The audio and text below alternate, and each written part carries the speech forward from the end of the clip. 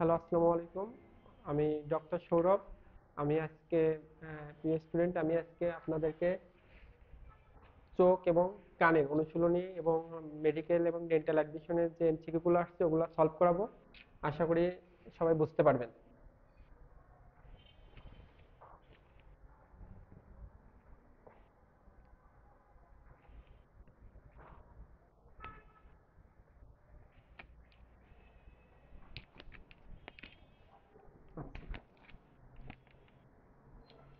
আচ্ছা, তাহলে প্রথম প্রশ্ন, কোনটি চোখে প্রতিসারক মাধ্যম হিসেবে কাজ করে না?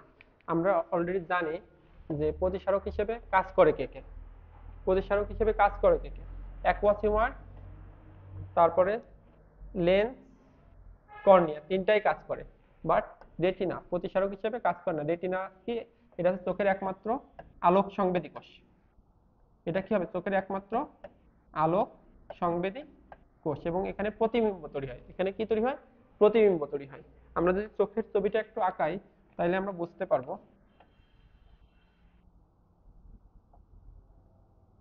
এইটা হচ্ছে আমাদের স্ক্লেরা, সামনের দিক কি থাকে? কর্নিয়া। এই অংশটার নাম কি? কর্নিয়া। তাহলে আলোটা কর্নিয়া দিয়ে প্রবেশ করবে, করে আমাদের আমাদের এখানে এখানে কি থাকে? অ্যাকুয়াসিমার থাকে। এখানে কি থাকে? অ্যাকুয়াসিমার থাকে। তারপরে এখানে কি থাকে? আমাদের লেন্স থাকে। তারপরে এখানে কি থাকে? অ্যাকুয়াসিমার। তাহলে প্রতিসরণশীল অঙ্গ কোনটা? কর্নিয়া। তারপরে কি? অ্যাকুয়াসিমার। অ্যাকুয়াসিমার। তারপরে আলো কোন দিক দিয়ে যাবে? লেন্স। তারপরে হচ্ছে ভিট্রিয়াসিমার। এই চারটা হচ্ছে আমাদের এই চারটা হচ্ছে আমাদের প্রতিসারক মাধ্যম হিসেবে কাজ করে। তাহলে প্রতিসারক মাধ্যম হিসেবে কাজ করে কে কে? অ্যাকুয়াসিমার কাজ করে, লেন্স কাজ করে, তারপরে কে কাজ করবে? Vitreous humour. Cornea, aqueous humour, cornea, aqueous humour, lens, vitreous humour. এই চারটা হচ্ছে প্রতিসারক মাধ্যম হিসেবে কাজ করে। আচ্ছা, তাহলে পরের প্রশ্নে চলে আসি আমরা।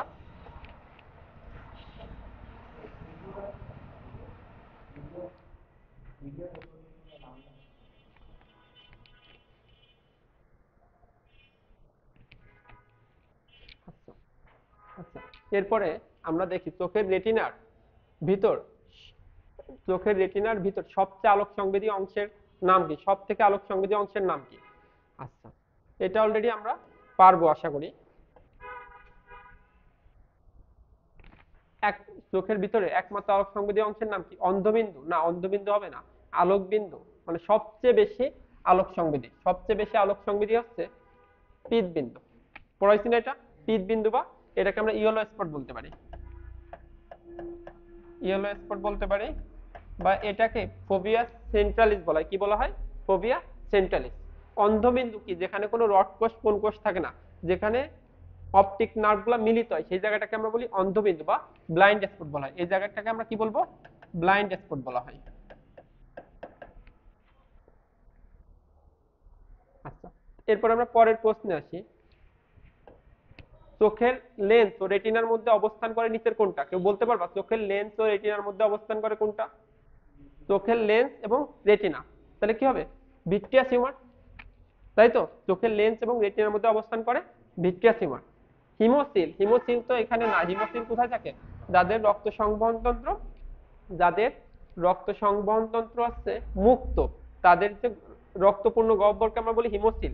কর্নিয়া, কর্নিয়া তো স্ক্লেরার একদম বাইরের দিকটাতে থাকে, যে স্বচ্ছ পাতলা অংশটার নাম আছে কর্নিয়া। আর অ্যাকুয়াস হিউমার থাকে চোখের অগ্রপ্রকোষ্ঠ থাকে আর পশ্চাৎ প্রকোষ্ঠ থাকে। অগ্রপ্রকোষ্ঠের অবস্থান কোথায়? কর্নিয়া আর হচ্ছে আইরিশের মাঝখানে। আইরিশ আর লেন্সের মাঝখানে কি? পশ্চাৎ প্রকোষ্ঠ। এই অগ্রপ্রকোষ্ঠ আর পশ্চাৎ প্রকোষ্ঠে থাকে অ্যাকুয়াস হিউমার। ক্লিয়ার আছে এতটুকু? বুঝতে পারছো? আচ্ছা, এরপরের প্রশ্নে আসি আমরা। চোখের স্ক্লেরার রং কি? পড়াইছি না এটা আমি? সাদা। তাই তো? চোখের স্ক্লেরার রং কি? সাদা। ঠিক আছে। চোখের যে অংশ আলোক সংবেদী নয় তাকে আমরা কি বলি বলো তো? এটা উত্তর কি হবে? পীতবিন্দু, অপটিক নার্ভ, ফোভিয়া সেন্ট্রালিস, অন্ধবিন্দু। অন্ধবিন্দু, যেখানে কোনো রড কোষ কোন কোষ থাকে না। তাই তো?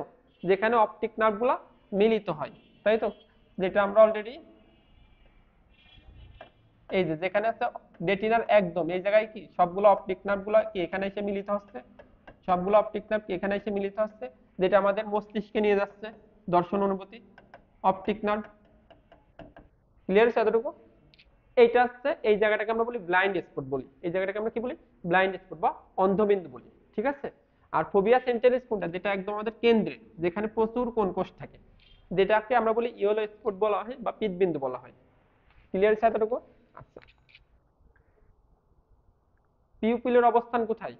রেটিনার পশ্চাতে, আইরিসের পশ্চাতে, আইরিসের মাঝখানে, কোরয়েডের নিচে।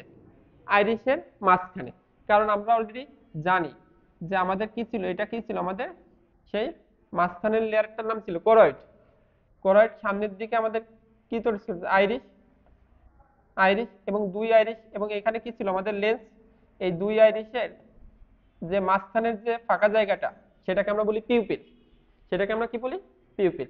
তাহলে আইরিসের মধ্যবর্তী স্থান, এটা কি হবে, আইরিসের মধ্যবর্তী স্থান। আচ্ছা, কোনটি অক্ষিপেশী নয়? কোনটা অক্ষিপেশী নয়? আমাদের চোখের অক্ষিপেশী মানে এক্সট্রিনসিক পেশি, এক্সট্রিনসিক পেশি ছিল 6টা। কয়টা ছিল? 6টা। 4টা রেকটাস পেশি, superior rectus, inferior rectus, medial rectus, lateral rectus. আর কি ছিল? সুপিরিয়র অবলিক, আর ছিল ইনফিরিয়র অবলিক। তাহলে তুমি এখানে দেখো এক্সটার্নাল অবলিক কি ছিল, তাহলে এটা উত্তর হবে সুপিরিয়র রেকটাস, সুপিরিয়র রেকটাস আছে, তাহলে এটা অবশ্যই অক্ষিপেশী। বুঝা গেছে? ইন্টারনাল অবলিক কি আছে এখানে? ইনফিরিয়র অবলিক আছে, এটাও। এক্সটার্নাল রেকটাস কি আছে এখানে কোথাও? তাহলে এটা এখানে 3টা উত্তর হবে। বুঝছো এখানে কয়টা উত্তর হবে? 3টা। এই টাইপের এমসিকিউ আগে আসতো, এখন আসে না। বুঝছো? আচ্ছা, মেলানিন রঞ্জকে রঞ্জিত স্তর কোনটা বলতে পারবা? Sclera, choroid, ciliary body, suspensory ligament. কি হবে এটার উত্তর বলতে পারবা? হ্যাঁ, হুম, কোরোয়েড। মেলানিন রঞ্জকের স্তর কোনটা ছিল? কোরোয়েড, কারণ স্ক্লেরা তো সাদা বর্ণের, তাই তো। কোরোয়েড কি বর্ণের ছিল? কালো বর্ণের। কোরোয়েডের ক দিয়ে মনে রাখবা, কালো। আর যেখানেই কালো সেখানে কি থাকবে? মেলানিন থাকবে। সেখানে কি থাকবে? মেলানিন। কোরোয়েড থেকে দুইটা কথা মাথায় রাখতে হবে, একটা মেলানিন থাকে, একটা কি থাকে, মেলানিন থাকে, আর এটা হচ্ছে রক্তবাহিকা সমৃদ্ধ, রক্তবাহিকা সমৃদ্ধ, রক্তবাহিকা সমৃদ্ধ। জাস্ট এই দুইটা কথা মাথায় রাখলেই হবে। ওকে, এরপরে সাথে আসি, নিচের কোনটি চোখের একমাত্র আলোক সংবেদী কোষ? এটা আমার পড়ানো লাগবে, এটা অলরেডি পারো তোমরা, রেটিনা পড়ানো হয়েছে অলরেডি। এটা কি হবে? রেটিনা। বস্তুর বস্তুর প্রতিবিম্ব তৈরি করে, বস্তুর প্রতিবিম্ব তৈরি করে কোনটি? রেটিনা। বুঝা গেছে? বস্তুর প্রতিবিম্ব তৈরি করে কে? রেটিনা। এরপরের প্রশ্নে আসি আমরা, চোখের বিভিন্ন অংশে পুষ্টি যোগায় কে? কোরোয়েড হবে, তাই তো। এর মধ্যে রক্তবাহিকা আছে, রক্ত মানে সেখানে কি পুষ্টি। চোখের অশ্রু নিঃসৃত হয় কোন গ্রন্থি থেকে? ল্যাক্রিমাল গ্রন্থি থেকে। পড়াইছি না? চোখের অশ্রু নিঃসৃত হয় কোন গ্রন্থি থেকে? ল্যাক্রিমাল গ্রন্থি থেকে। মানব চোখের অংশ কোনটা? আচ্ছা, এটা আলিম স্যারের অনুশীলনী প্রশ্ন। আচ্ছা, যে ভিত্তি পর্দা, বোঝা গেছে? ভিত্তি পর্দা এটা আছে আমাদের ওমারিডিয়ামের একটা গঠন, মানে ঘাস ফড়িং এর ক্ষেত্রে আছে। এটা কার ক্ষেত্রে আছে? ঘাস ফড়িং এর ওমারিডিয়ামের মধ্যে আছে। র্যাবডম, এটাও ঘাস ফড়িং এর ওমারিডিয়ামের মধ্যে আছে। কর্নিয়াজেন কোষ, এটাও ঘাস ফড়িং এর ওমারিডিয়ামের অংশ। তাহলে পিত্তবিন্দু উত্তর হবে এটা। এটার উত্তর কি হবে? পিত্তবিন্দু।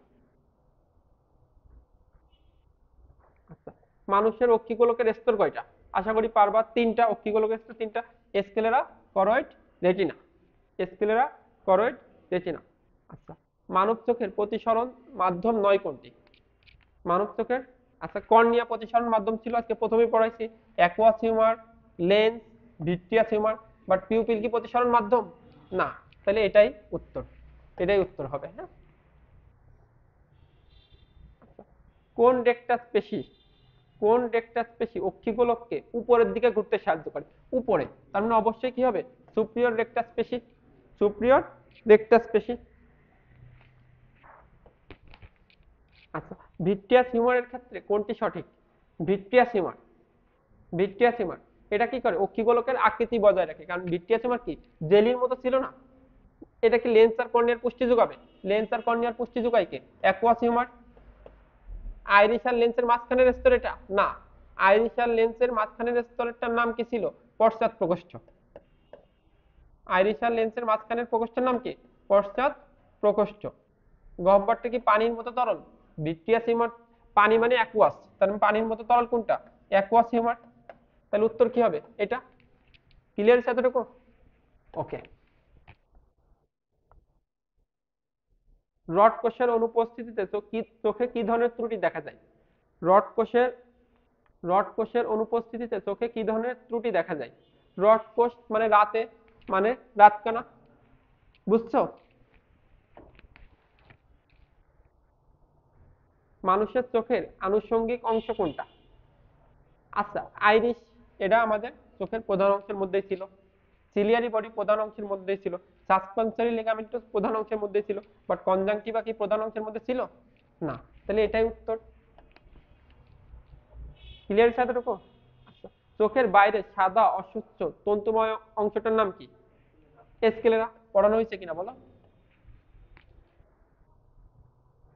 রোডোপ্সিন থাকে কোন কোষে? বলো, রোডোপ্সিন থাকে কোন কোষে? শিখা কোষ, কোন কোষ, স্নায়ু কোষ, রড কোষ? রড কোষে থাকে। গুড। আচ্ছা, এরপরে আসি আমরা পিউপিলের কাছ নিচের কোনটা? পিউপিলের কাছ নিচের কোনটা? বলো, পিউপিলের কাছ নিচের কোনটি? অ্যাকুয়াস টিউমার তৈরি করা, ধুলাবালি থেকে চোখকে রক্ষা করা, চক্ষু গোলকের ভিতরে আলো প্রবেশ নিয়ন্ত্রণ করা, লাইসোজোম এনজাইম ক্ষরণ করা। তাহলে কি হবে? চক্ষু গোলকের ভিতরে আলো প্রবেশ নিয়ন্ত্রণ। পিউপিল দুইটা আইরিশের মাঝখানে থাকে। বুঝতে পারছো এতটুকু? ওকে। স্ক্লেরার ষষ্ঠ অংশটার নাম কি? স্ক্লেরার ষষ্ঠ অংশটার নাম কি? কর্নিয়া। স্ক্লেরা যখন সামনের দিকে চলে আসে তখন সেটা কি হয়, কি হয়ে যায়? অংশটা শক্ত পাতলা হয়ে যায়, সেই অংশটার নাম কি? কর্নিয়া। এরপরে দুইটা চোখের মধ্যবর্তী স্থানে অবস্থিত সাইনাসের নাম কি? দুইটা চোখের মধ্যবর্তী মানে যে আমাদের এই যে দুই চোখের মধ্যবর্তী যে সাইনাস, দেখো আমাদের মোট প্যারানাসাল সাইনাস কয় জোড়া? 4 জোড়া। এথময়েড, এথময়েড, তারপর কি ম্যাক্সিলারি, ফ্রন্টাল, স্ফেনয়েডাল। এর মধ্যে এথময়েড, এথময়েডের ই যে মনে রাখবা আই। দুই চোখের মাঝখানে থাকে আমাদের কোন সাইনাস? এথময়েডাল সাইনাস থাকে। দুই চোখের মাঝখানে আমাদের কোন সাইনাস থাকে? Ethmoidal sinus. এটা কিন্তু আমাদের শ্বসন ও শ্বাসক্রিয়া চ্যাপ্টারেও আছে। আচ্ছা, উদ্দীপকের গ্রাহক প্রতিক্রিয়ার ক্ষেত্রে সঠিক গতিপথ কোনটা? এটা আমরা অলরেডি জানি। প্রথমে কি? কর্নিয়া। তারপরে কি হবে? Aqueous humour. তারপরে কি হবে? লেন্স।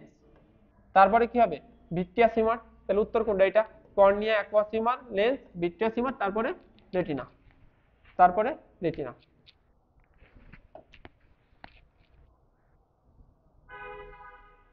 আচ্ছা, চোখের রেটিনা কয় ধরনের কোষ থাকে? চোখের রেটিনায় অলরেডি আমরা জানি দুই ধরনের কোষ থাকে।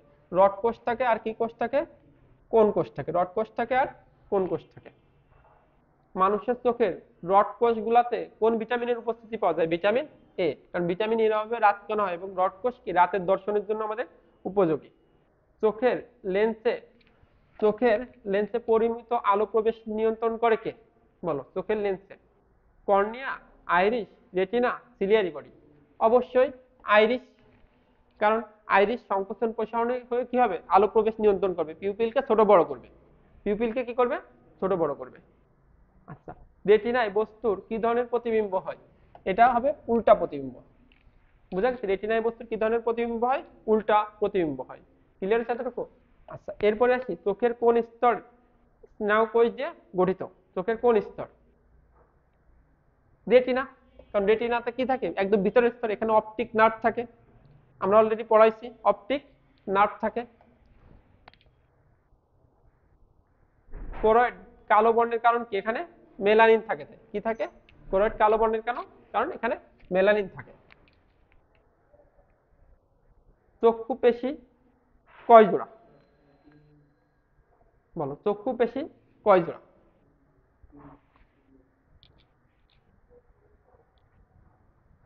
6 জোড়া। চক্ষু পেশি কয় জোড়া? 6 জোড়া। বুঝা গেছে? এই যে রেক্টাস ছিল 4টা আর অবলিক ছিল 2টা, তাই তো? দুই চোখে মিলে কত হবে? 6 জোড়া হবে। ক্লিয়ার? মানব দেহের ভারসাম্য মানব দেহের ভারসাম্য রক্ষা করে নিচের কোনটি? মানবদের ভারসাম্য রক্ষা করে নিচের কোনটি? কি হবে আমাদের? অন্তঃকর্ণ। অন্তঃকর্ণ ভারসাম্য রক্ষা করে না? অন্তঃকর্ণের ভেস্টিবুলার অ্যাপারেটাস। অন্তঃকর্ণের ভেস্টিবুলার অ্যাপারেটাস ভারসাম্য রক্ষা করে। নিচের কোনটি ভারসাম্য রক্ষায় ভূমিকা রাখে না? অন্তঃকর্ণ ভারসাম্য রক্ষায় ভূমিকা রাখে। ছেড়ে পেলাম, এটাও রাখে ভারসাম্য রক্ষায়। ভেস্টিবুলার নার্ভ এটাও রাখে। হাইপোথ্যালামাস কি রাখে ভারসাম্য রক্ষায়? রাখে না। ক্লিয়ার আছে এতটুকু? আচ্ছা, এবার আসি আমরা, নিচের কোন গ্রন্থি থেকে মোমের মতো আঠালো পদার্থ খরিত হয়? এটা কি আমাদের কর্ণকুহর। কর্ণকুহরের সেরুমিনাস গ্রন্থি থাকে। এই সেরুমিনাস গ্রন্থি থেকে মোমের মতো আঠালো পদার্থ খরিত হয়, পড়ানো হয়েছে অলরেডি। হ্যাঁ, নিচের কোনটি বহিকর্ণে, নিচের কোনটি বহিকর্ণে থাকে? বহিকর্ণে কক্লিয়া, এটা তো থাকে অন্তকর্ণে। এস্টেপিস মধ্যকর্ণে থাকে। এটা কি হবে? পিনা। ইনকাসও থাকে মধ্যকর্ণে। ইনকাস কোথায় থাকে? মধ্যকর্ণে থাকে। কক্লিয়া কয়টা প্রকোষ্ঠে বিভক্ত? বলো, কক্লিয়া কয়টা প্রকোষ্ঠে বিভক্ত? কক্লিয়া কয়টা প্রকোষ্ঠে বিভক্ত? তিনটা। Scala vestibuli, scala media, scala tympani. পড়াইছি না আমরা already? Scala vestibuli, scala media, scala tympani. কোনটি মধ্যকর্ণের অস্থি নয়? আমরা জানি মধ্যকর্ণের অস্থির জন্য পড়ছিলাম miss, malleus, incus, stapes, patella. Patella আমাদের মধ্যকর্ণে থাকে না, এটা পায়ে থাকে। কোন মেমব্রেন, কোন মেমব্রেন স্কেলা ভেস্টিবুলি এবং স্কেলা মিডিয়াকে পৃথক করছে? স্কেলা ভেস্টিবুলি, স্কেলা মিডিয়া আমরা পড়ছিলাম ভি এম টি, তাই তো? তাহলে scala vestibuli, scala media, scala tympani. বলছে স্কেলা ভেস্টিবুলি আর স্কেলা মিডিয়া কোন মেমব্রেন? এটা কি হবে? রেসনার্স ঝিল্লি। এটা কি ছিল? বেসিলার ঝিল্লি। তাহলে দেখো, রেসনার্স ঝিল্লি হবে উত্তরটা। ক্লিয়ার আছে এতটুকু? রেসনার্স ঝিল্লি উত্তর হবে। কোনটি মধ্যকর্ণের অস্থি? Malleus, incus, stapes. Malleus, incus, stapes. Ilium, ইপসিয়াম, পিউবিস এটা শ্রোণী অস্থির মধ্যে থাকে। কোথায় থাকে? শ্রোণী অস্থি চক্রে থাকে। নিচের কোনটির গঠন পেঁচানো? পেঁচানো শামুকের ন্যায় কে ছিল? ককলিয়া। পেঁচানো শামুকের ন্যায় কে ছিল? ককলিয়া ছিল। ককলিয়ার, ককলিয়ার রেসনার্স ঝিল্লি ও বেসিলার ঝিল্লি দ্বারা, রেসনার্স ঝিল্লি ও বেসিলার ঝিল্লি আবৃত প্রকোষ্ঠ কোনটা? মানে তোমার বলছে এই ঝিল্লিটার নাম কি ছিল?